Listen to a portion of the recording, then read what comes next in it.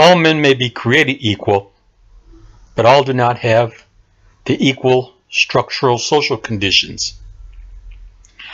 Banality and mediocrity have been elevated to a status of cultural gravitas for various venues and platforms, probably including this one also.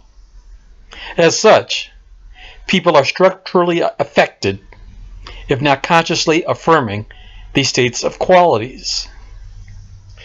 They're just digging the hole of degradation and degeneration even deeper. By these de facto conditions, there are those who are socially handicapped and obstructed to even know what is occurring to them and about them. And they exist in a state of relative comparison. They perceive nothing strange, wrong, or demeaning of their likes and pursuant behaviors. They are the lost pawns of whims and arbitrary events. They can't be seen or counted as victims because they have emotionally invested themselves in the choices of behaviors enabled by the temporal relativism of their cultural and social environment.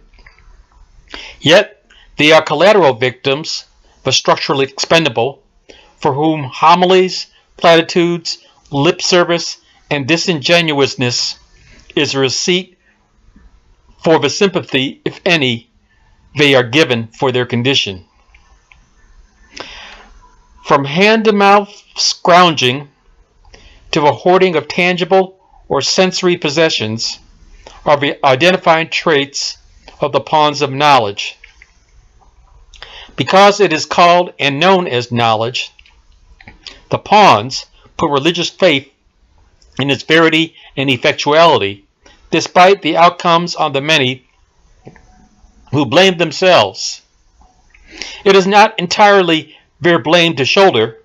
It is the cultural and social conditioning that has molded that perception for that investment of faith in the fallacious premise. Those who are not pawns are inherent or de facto enemies of the status quo. We are the few who exist beyond the sympathies of cultural or social affinity towards the paradigms which mold and direct others.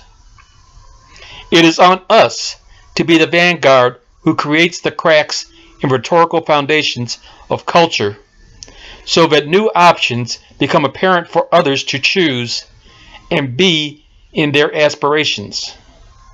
By pushing the envelope to breaking the rules and being stand-up regarding the sacrifices and consequences we will be enduring, by being the cultural outliers on that social bell curve, we will give those daring enough a choice, the fork in the road to take.